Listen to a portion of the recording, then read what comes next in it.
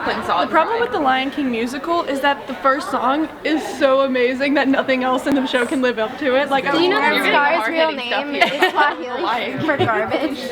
No wonder he wanted to kill his brother. King and garbage. Okay, can I ask a question? Yeah, go ahead. Sorry. I feel like I'm The Office. Alright, who's one of your heroes, or what is your inspiration for the show?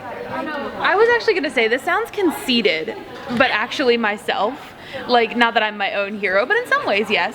But like, who I'm doing it for is I'm doing it for me, because it's kind of like a really big thing for me to, someone who has always had body issues and is now like kind of getting over that.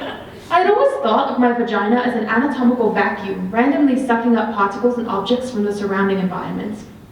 I did not think of my vagina in practical or biological terms. I did not, for example, see it as something attached to me. Are we all ready?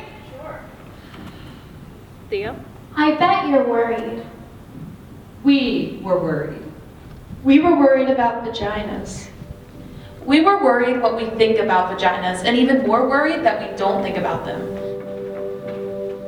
I'm just thinking about like all the girls at Miami who like go out for the night and they're wearing their like tiny clothes, and it doesn't mean anything. Like, you see them and like your first thought is like they're trying to get some, or they're being a slut, and it's just not that. It's to feel good, and I think that's so important, and I want everyone here to know that.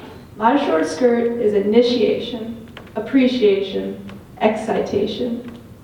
But mainly, my short skirt and everything under it is mine, mine, mine. We need to stop giving girls all these rules, like don't wear pink, don't not wear pink, don't dress slutty, don't not dress slutty, and I think it's just really important to realize what it's like to be a woman these days, and I think when my friends came, a lot of them learned something that they didn't know before. So my best friend has a little brother who's 8 now, and during the election, he said to me, Shala, he calls me Shala, why has there never been a girl president?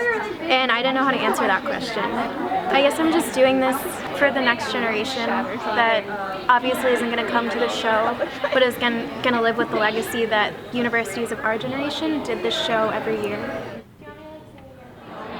The Me Too movement has its problems with inclusivity, but I'm very glad that we're living in a time where women stand up for themselves, and men, just victims of sexual abuse, can stand up for themselves and feel comfortable coming out with their stories.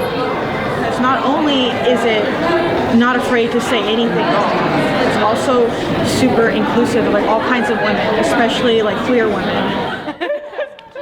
I really love this show because it's very personal and intimate, and I think that talking about intimacy and women's sexuality is important. It's wonderful to talk about vaginas.